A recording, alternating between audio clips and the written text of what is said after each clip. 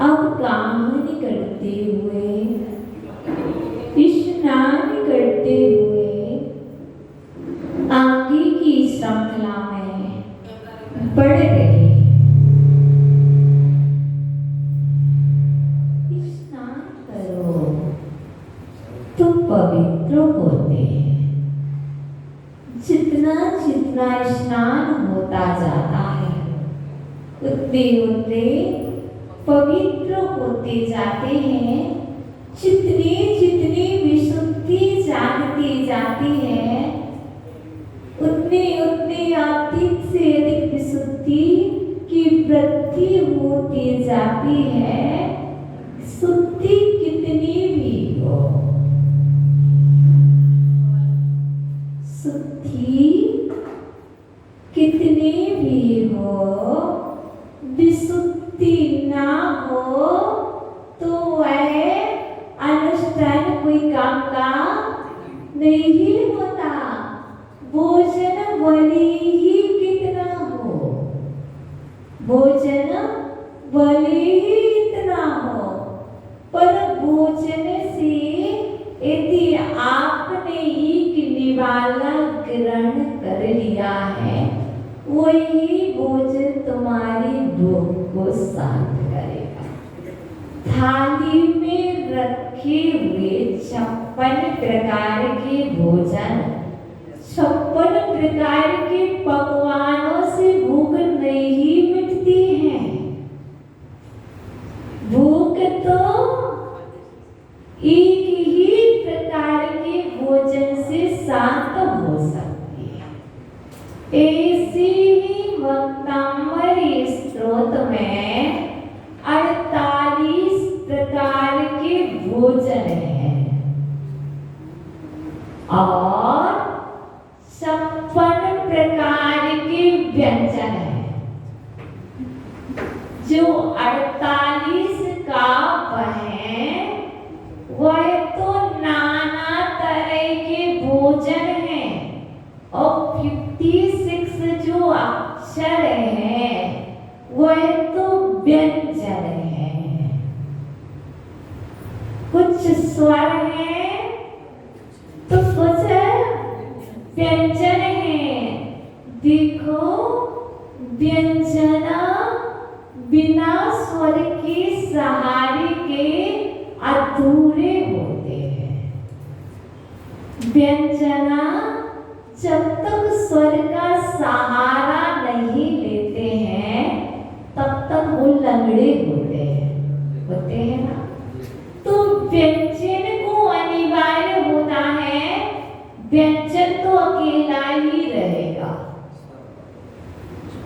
व्यंजन का काम है कि वह स्वर के पास आ जाए और स्वर अहंकारी हो, स्वर व्यंजन अहंकारी हो। मैं ना जाऊं, क्या मैं ना जाऊंगा ना हो तो स्वर मेरे पास आए, क्योंकि 2 स्वर सबको मिले। एक चंद्र स्वर, एक सूर्य स्वर, जिसे कहते हैं दायां स्वर और बायां स्वर। ये बड़ा अहंकारी होता है। ये क्या होते हैं? ये स्वर तो स्वयं के हैं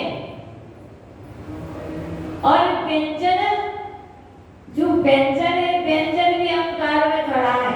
मैं तो ना जाऊं, मैं तो ना जाऊं और सोच रहा स्वर ही चल करके मेरे पास आ जाए।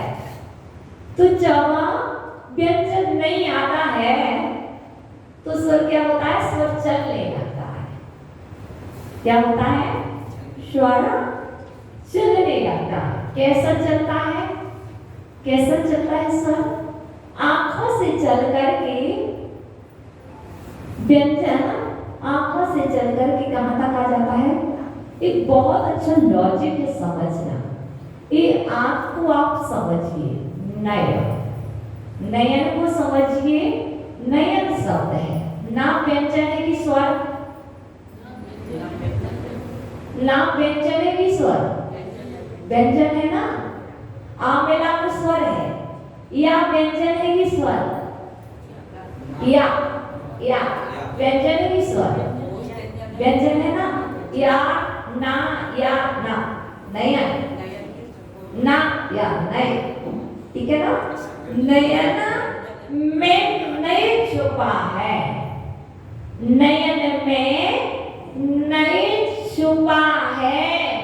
जिसने अपने नयनों से नय को नहीं जाना वो नरक में चला जाता है। जिसने अपने नयन में छुपे हुए नय को नहीं जाना वह नरक में चला जाता है। ये तीन नयन में छुपे हुए नय को जान लेते तो नरक में न जाते। इसलिए नयन व्यंजन है। जब व्यंजना चंचल हो जाते हैं, व्यंजन चंचल हो जाते हैं तो नयनों से आंसू झलक आते हैं। तो जब व्यंजन चंचल होते हैं तो स्वर भी चलने लगता है। कैसा चलता है स्वर? नजला हो जाता है, नजला हो जाता है।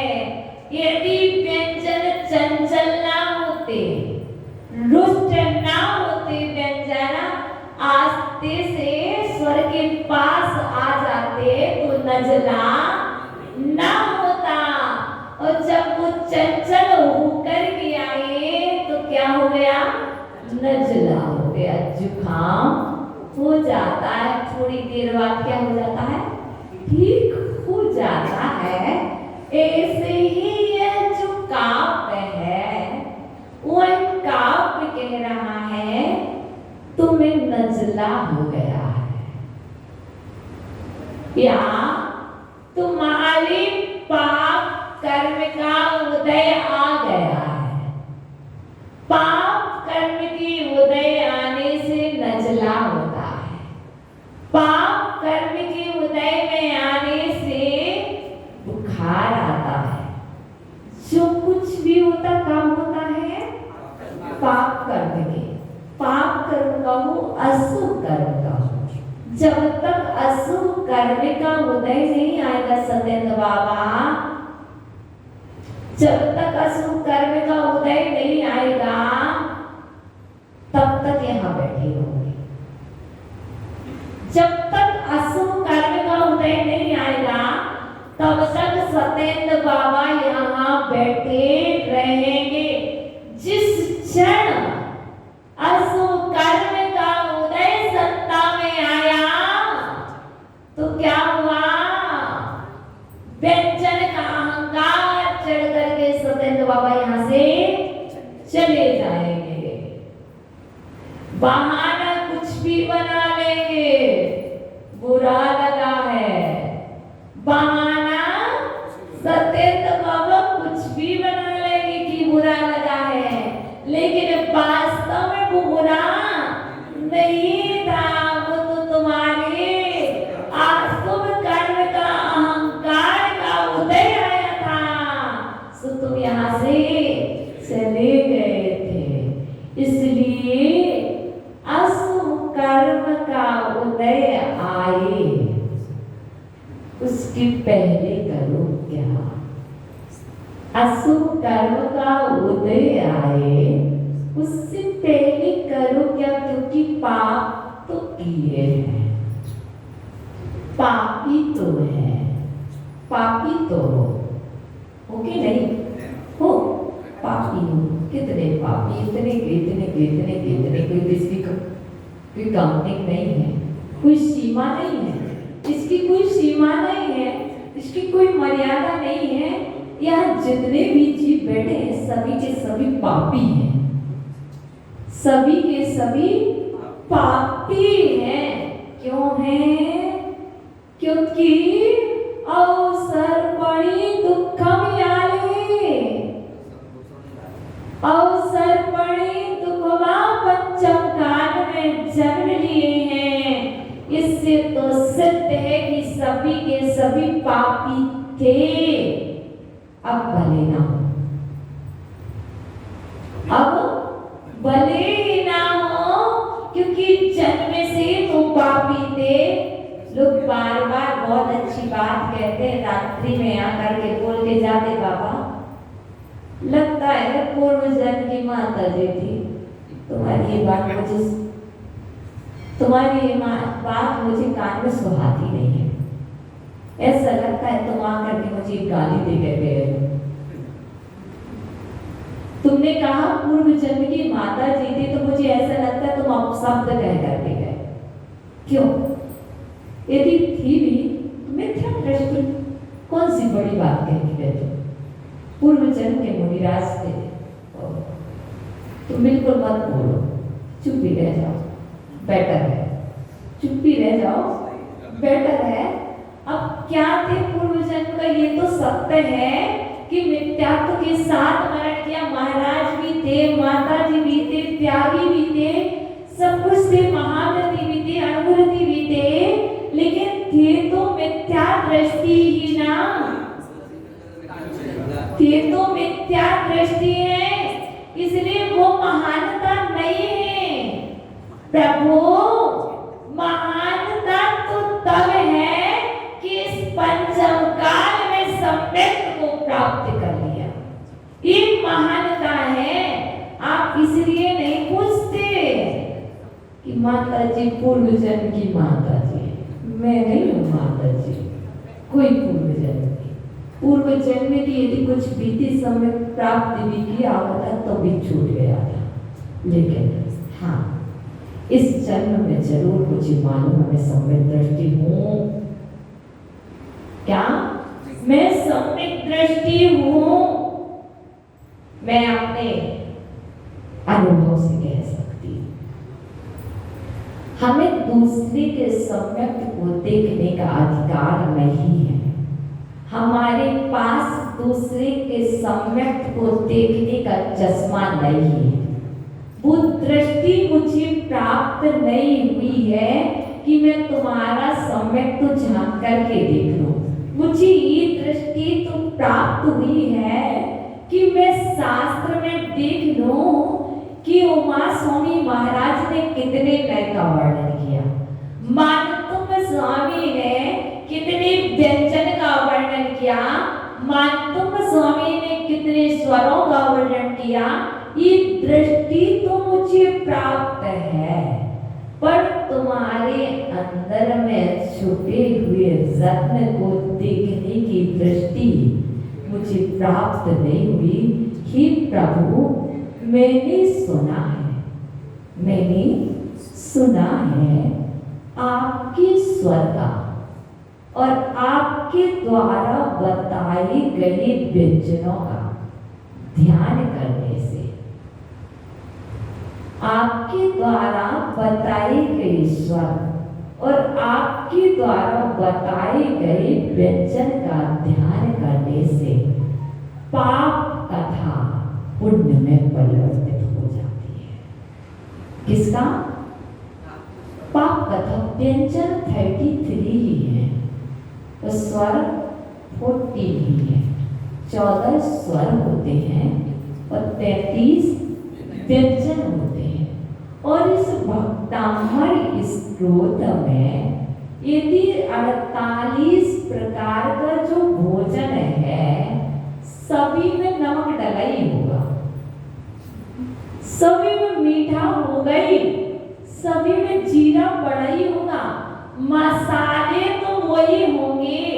चाहे वो आप कोई भी चीज खाओ, चाहे तो आप पनीर की सब्जी देख लो, कोई भी सब्जी देख लो, चाहे छोले देख लो, जो भी देखो, उसमें कुछ ना कुछ सामग्री तो जो आपके नियमित बनने वाली दाल है उसमें पड़ती, उसमें से कुछ सामग्री तो आपकी नवीन नवीन व्यंजन बनते, नवीन नवीन डिश उसमें भी पड़ती ना।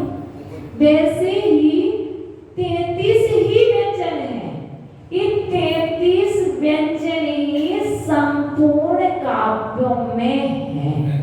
इस कोई भी काव्य नहीं है जिसमें 33 व्यंजन में से कुछ व्यंजन ना हो, 14 स्वर में से कोई स्वर ना हो। है तो इतना ही। तुम याद करना ना, तुम्हें कथा करना ना, करो ना कथा। किसने मना किया है? करो ना कथा। कथा जानते हो बाबा? ये मुकेश भैया, कथा क्या होती है? आज हम जो आपको काव्य बतलाने जा रहे हैं 9वें नंबर का, 9 नंबर का काव्य है आपकी कथा पावना संग है। पहले तो ये बताओ कथा होती क्या है? देखो अभी मैं बता चुकी थी 3-4 दिन पहले, 8 दिन पहले। कथ्यते इति कथाम, कथ्यते इति कथाम, जो कही जा सके वो कथा है, जो कही ना जा सके वो भी कथा है। तो कौन सी कथा नहीं कही जा सकती? भोजन कथा नहीं करो, राज कथा मत करो, स्त्री कथा मत करो, चोर कथा मत करो। इन 4 कथाओं विकथाओं को छोड़ करके जो भी बात कही जा रही वो कथा ही तो है। यदि आरंभ श्री ने कहा संस्कृत श्री की आरती कर लो, तो कथा कहेगी भी कथा, कथा ही तो कही। सम्यक दृष्टि जीव है और बोल दो ओम जय संस्कृत माता, जय संस्कृत माता। ऐसे हमने कह दिया ओम जय अरहन माता। यदि कहा आरती कर लो तो कथा हुई कि भी कथा हुई? कथा हुई ना। जिसकी आरती करने के योग्य है उसी की तो कराएंगे। बताओ, तो अब तुम ना समझो तो तुम्हारे ऊपर मेरा क्या जाता?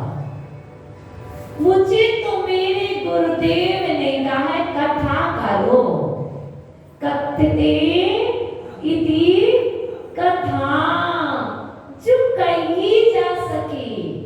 देखो महान मूर्तियों की, महान देवियों की, महान पुण्यशाली आत्माओं की आरती करने से, महान पुण्यशाली भव्यात्माओं की कथा करने से हमारी पाप कथा दूर होती है। और तुम नहीं करने तो इन्हें पुण्य से वंचित करो। क्या तुम यहाँ से भाग जाओ तो क्या करो? इन्हें पुण्य से वंचित करो। तो कह दिया करो माता जी क्यों पुण्य से वंचित कर रही हो? कब तक मुझे अशुभ कर्म में रहने दोगी? सुख का उदय आने तो दो। सुख का उदय दबू चचा, सुख का उदय आने तो दो। आरती करना, अर्घ चढ़ाना, पूजा करना, कथा को करना है, भी कथा नहीं है। तुम नहीं को समझो, तुम नहीं को समझो, नैनों से मत देखो। नैनों से देखने वाले नई को नहीं समझ पाते हैं। वो जब तक भी नई को नहीं समझते हैं तब तक वो रूठे बैठे रहते हैं। इसलिए झाड़ू वाली इधर आ। किसी ने कहा झाड़ू वाली इधर आ, तो मतलब क्या हुआ? मैं झाड़ू वाली हूँ, मतलब काम करने वाली नौकरानी हूँ। अरे भैया नए को समझ लेते हैं। कौन से नए से हुए बता दो, बता दो कौन से नए से हुए? ये वो भूत नए हुआ ना, हुआ ना। पहले नए समझो। यदि आपको किसी ने कुछ कह दिया तो आप नए समझो कि किस नए की अपेक्षा सकते हैं पुजारी। जब पूजा कर रहे हो पुजारी कह दिया तो सत्य है। भोजन बना रहे हो और और रोटी वाली कह दिया तो कोई गलत नहीं कहा। कपड़े साफ कर रहे कपड़े धोने वाली धोबे कह दिया तो कौन सी बड़ी बात हुई। और प्रवचन कर रहे हो और प्रवचनकार कह दिया तो कौन सी बड़ी बात हो गई, क्योंकि कथा ही तो कही है नहीं को देखो। इसलिए जीवन में नयन के साथ साथ जितने नयन आवश्यक है वैसे ही जीवन में नए को समझना बहुत अनिवार्य है। नई दृष्टि नहीं आएगी तब तक आप जीवन शांति से नहीं जी पाओगे। इसलिए नई दृष्टि समझ लेना। नहीं समझ पा तो तत्वार्थ सूत्र का पहला अध्याय का अंतिम सूत्र 33 नंबर का सूत्र, उसमें सिर्फ 7 प्रकार के नए का वर्णन है। और जब वो सातों नयों को समझ लोगे तो हम कह सकते गारंटी से 100% कह सकते ये आंसू जो बहते ये सूख जाएंगे। है ना अजमेर वाली मम्मी, सत्य कह रही हूँ ना, बिल्कुल सत्य कह रही हूँ। जो ये आंसू टप टप ना टपका सा लगाए रहते हैं, जैसे ना छत लीकेज होता है तो क्या होता, उस पर पानी भर जाता तो क्या होता, टप टप बार बार, कब कब, जब देखो तब तब तब होता है। लेकिन कब तक, अब तुम एक काम करो, ये शील्ड ला करके वहां पर लगा दो। ऐसे ही तुम अपने जीवन में नए की बाड़ी लगा लो, नए को समझ लो तो कभी भी ना तो ये आंसू टपकेंगे और ना ही तो कभी मुंह ऐसा छुपेगा। सत्य कह रही हूं, फीस भी नहीं बिगड़ सकता, फीस भी नहीं बिगड़ सकता। क्यों? क्योंकि नए को जानते हैं और नए को नहीं जानते हैं तो क्या होगा, माता जी क्या हो गया, क्या हो गया, भाभी जी क्या हो गया, क्या हो गया, क्यों दुखी हो? नए को नहीं जाना इसलिए दुखी है। यदि नए को जान लेते तो दुखी ना होते। तो आज तो मुझे कथा आपकी पाप ना सके, किसकी? आपकी, आपकी, हाँ कितने अच्छे से कह रहे हैं, मेरी कथा पाप नाशक है। बिल्कुल यही कॉन्फिडेंस होना चाहिए। मेरी कथा पाप नाशक है। मैं जो भी कह रहा हूं वह सारी की सारी कथा मेरी पाप को नाश करने वाली है, पापों को बढ़ाने वाली नहीं है। यही श्रद्धान जिस दिन हो जाएगा उस दिन तुम्हें कोई नहीं रोक पाएगा। सच कह रही हूँ। बस 9वीं काव्य में इतना सही है, हे प्रभु आपकी कथा पाप नाशक है।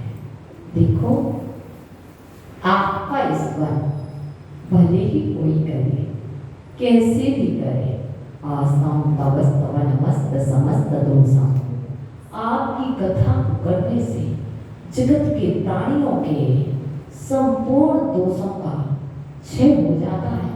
जैसे सूर्य आकाश में रहता है, सूर्य भले ही दूर रहता है, सूर्य भले ही दूर रहता है, लेकिन सरोवरों में तो कमलों को खिला देता है। ऐसे ही प्रभु आप भले ही दूर रहो, लेकिन आपकी कथा हम हृदय से करते हैं और हृदय से की गई स्तुति जरूर मेरे पापों को दूर कर देगी। एक पाप को नहीं, समस्त आस्था तमस्त बनमस्त समस्त दोषम। कितने दोषम? समस्त दोषम। एक दोषम, दो दोषम ना, समस्त दोषम दुरितानि हन्ति।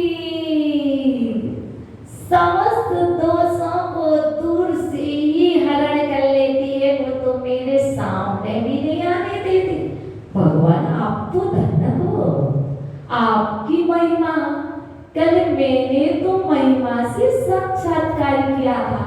प्रभु आपकी महिमा का मैं क्या कहूँ। आपकी महिमा, आपका ईश्वर, आपकी भक्ति इतनी ज्यादा कोई भी कथा करे, कैसे भी करे, चाहे तो आंखें बंद करके करे, चाहे तो आंखें बंद करके करे, चाहे तो हाथ जोड़ करके करे, चाहे तो ओंठ भी बंद करके करे, कैसे भी करे, चाहे तो बिल्कुल मन को भी कान को भी बंद करके करे, लेकिन भगवान जो भी करेगा ये तो पक्का ही है कि उसके तो समस्त दोषों का क्षय होगा ही होगा। इस श्रद्धा रखना, भटकना नहीं। भटकोगे तो अटक जाओगे संसार में। यदि भटकन से बचना है, अटकने से बचना है, तो भटकन से बच जाना, क्योंकि अटकना तो नहीं है। यदि ये माइक अटकने लगे तो ऐसा लगता है क्या हो गया, समझ जाते ना। माइक यदि अटकने लगे तो ऐसा लगता है कुछ कर्म का उदय ठीक रहा। ऐसी ही यह जीव अटकने से बचने के लिए भटकन से रुकना होगा। बहुत भटक लिया है, बहुत भटक लिया है।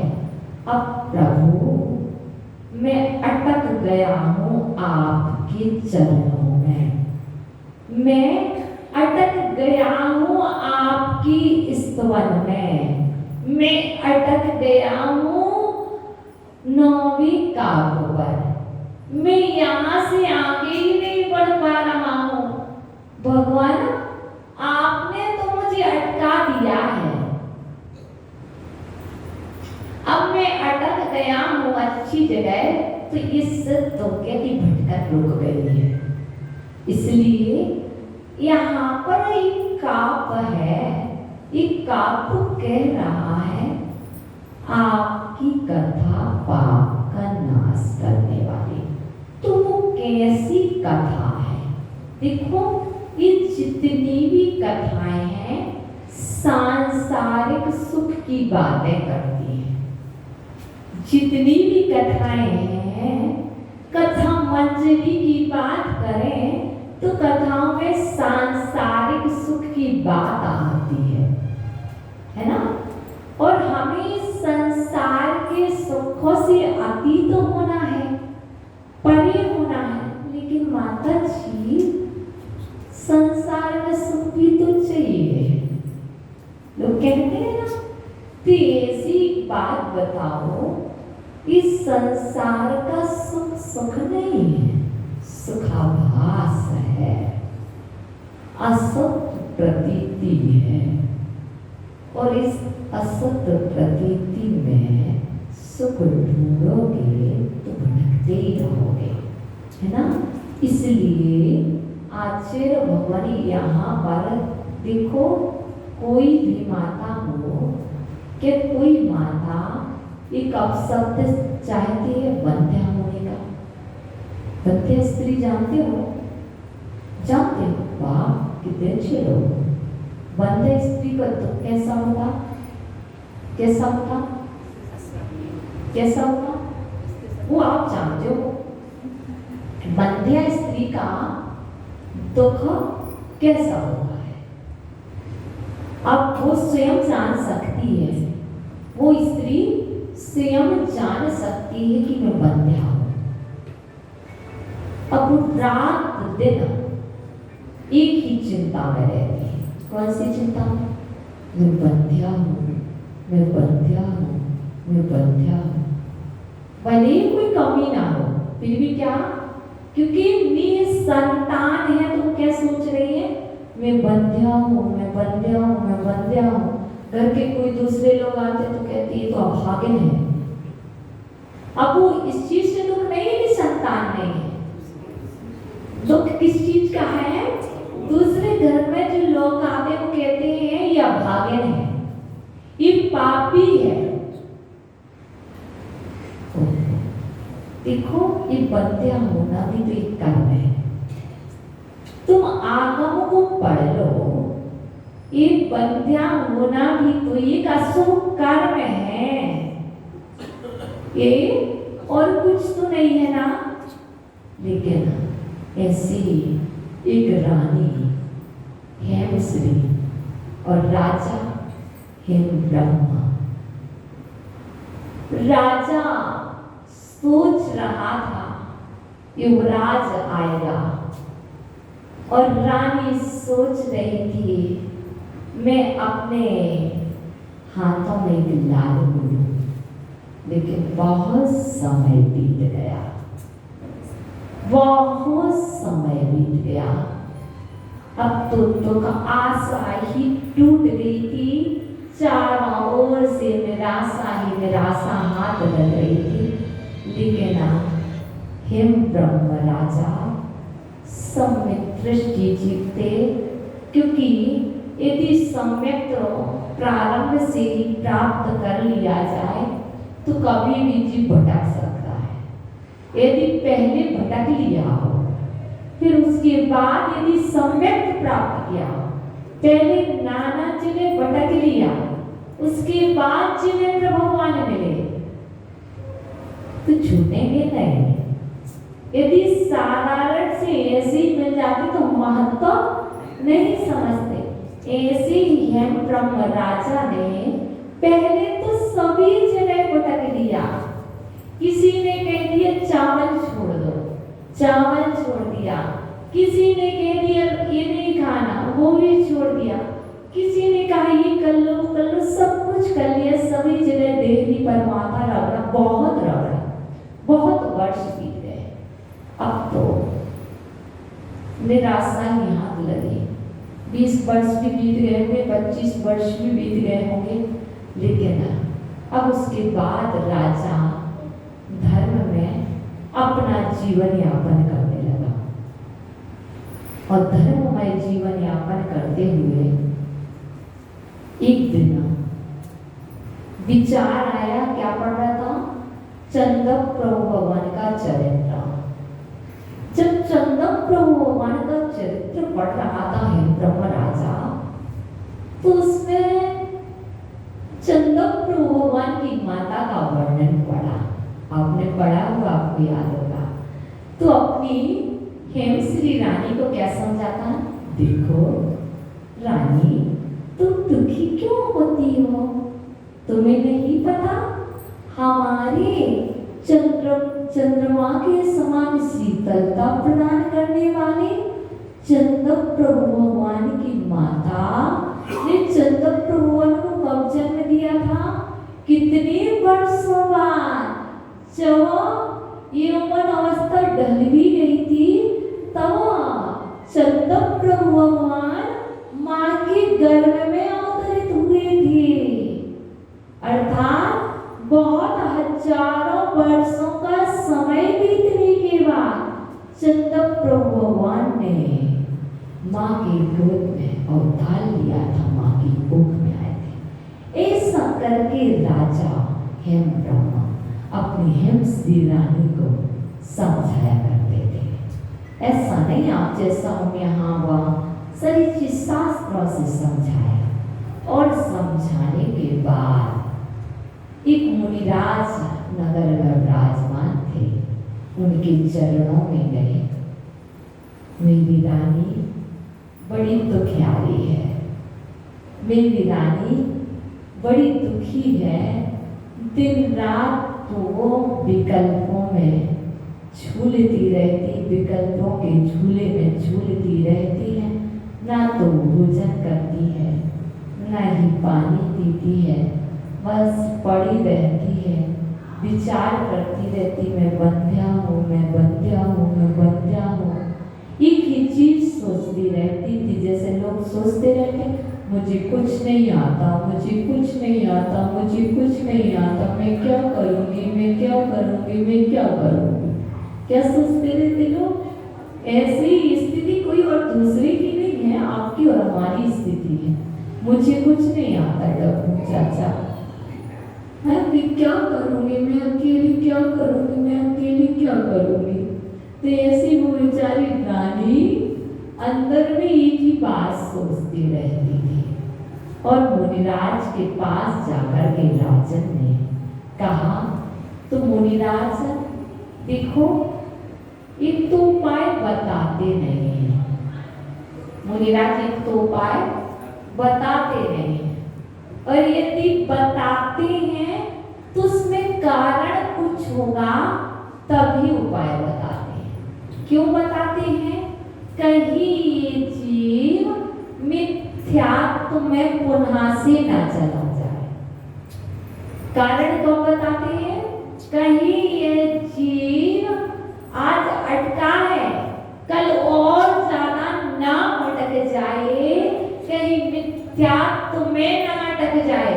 अभी तो सम्यक्त्व में अटका है, कहीं मिथ्यात्व में ना अटक जाए, भटक ना जाए। तो मुनिराज कृपा दृष्टि कभी कभी कर देते कि ये जीव भटक जाएगा। तो राजा और रानी के प्रति मुनिराज को ज्ञात हुआ होगा, क्योंकि घटना असम प्रांत की है। कहाँ की? असम प्रांत में भद्रावती नगरी की है। वहाँ का राजा है ब्रह्म और रानी है मिश्री की है। वहाँ पर जो मुनिराज थे, उन मुनिराजों ने कहा, देखो राजन, अशुभ कर्म का उदय है, शुभ कर्म में परिवर्तन अवश्य होगा। आपको थोड़ा सा पुरुषार्थ करना होगा।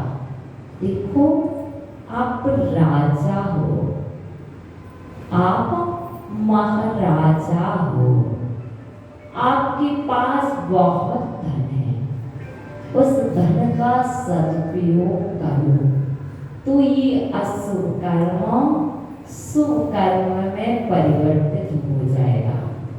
तो राजन के लिए मुनिराज ने क्या कहा था, आपको मालूम है क्या? नहीं मालूम? मुनिराज ने कहा था, राजन, एक जिन मंदिर बनवाओ और उस जिन मंदिर में 24 तीर्थंकरों की आदिनाथ से लेकर के महावीर पर्यंत 24 तीर्थंकरों की प्रतिमाएं स्थापित करो। और इसके बाद उसके जिनालय के ऊपर स्वर्ण का शिखर पर कलशारोहण करो। और इसके बाद मंदिर जी में थाली, कांसे की थाली या चांदी की थाली में भक्तामर स्तोत्र के 9 नंबर के काव्य को केसर से लिखो, रिद्धि मंत्र सहित लिखो, फिर जल की धारा दे करके रानी को पिला दो।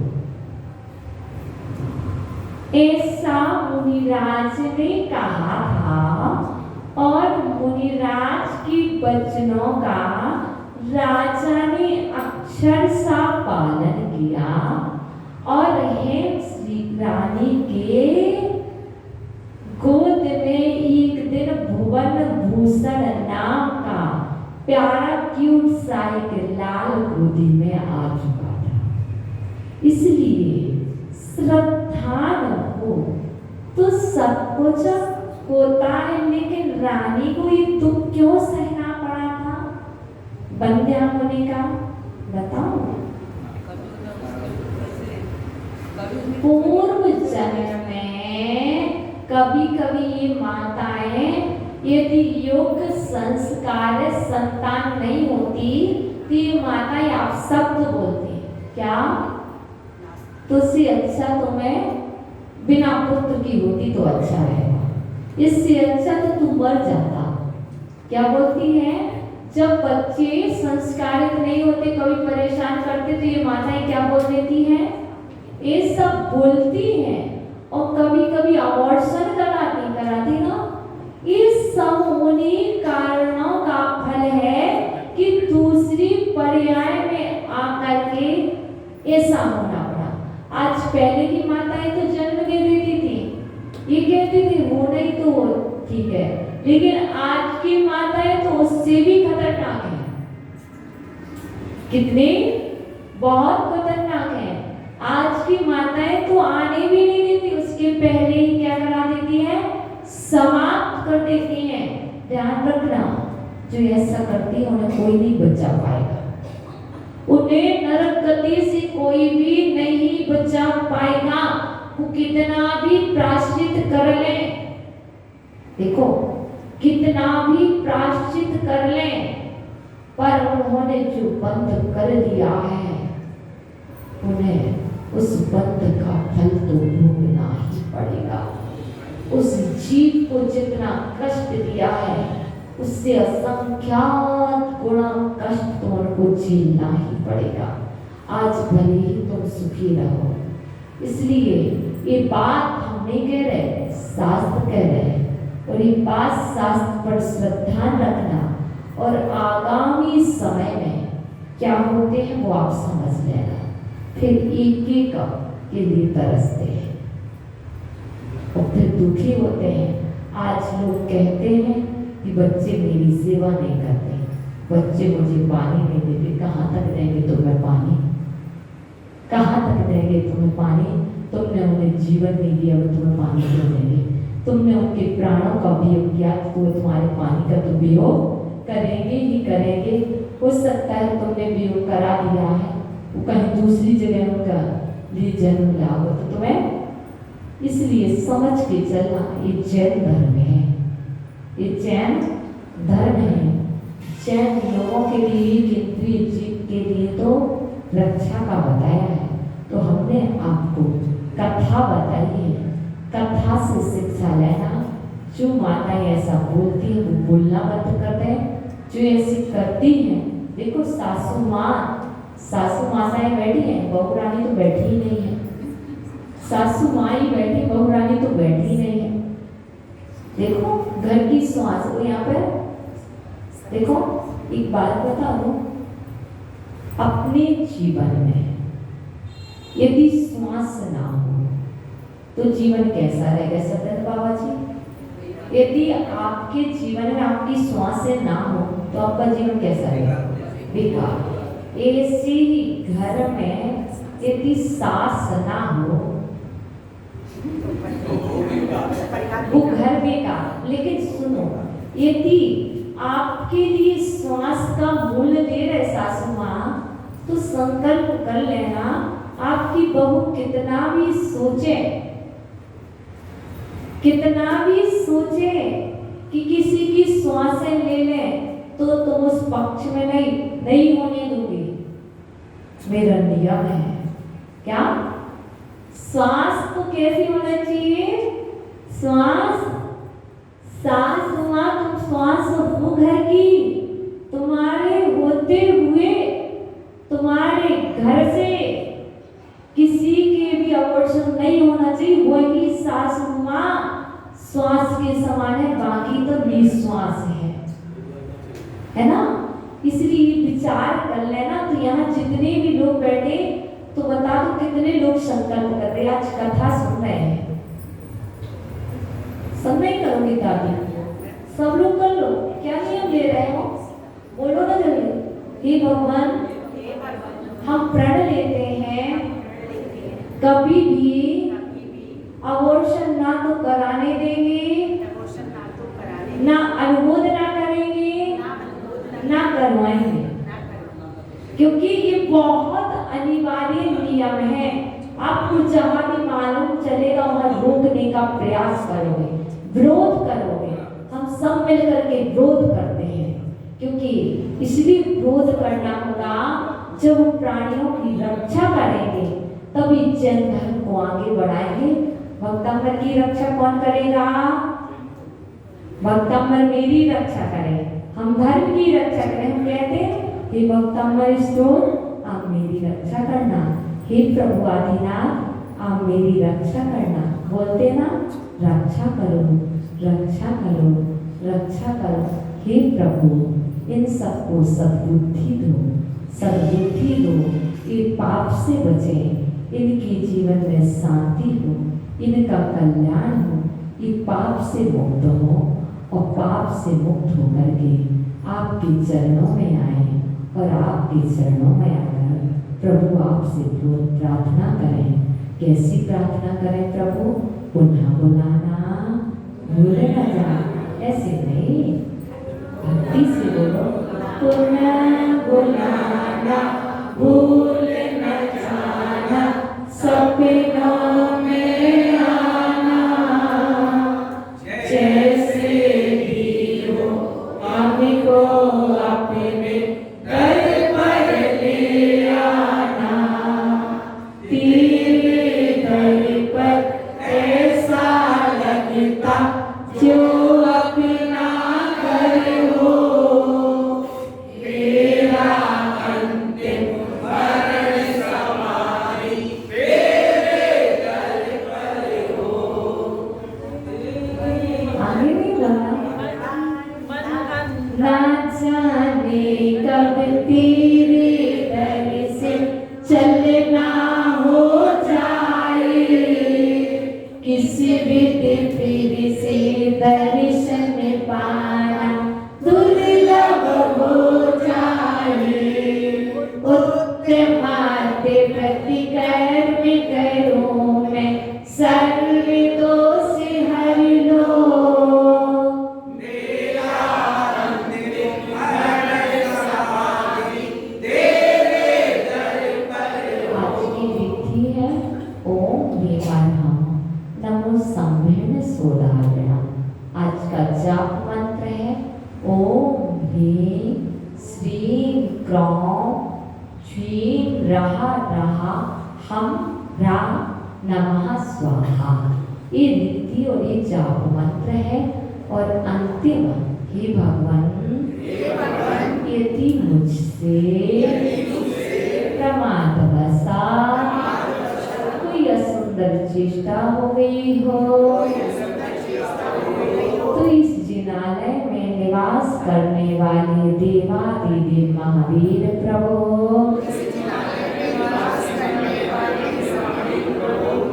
एवं समौषण में विराजमान आदि ब्रह्मादिनाथ प्रभु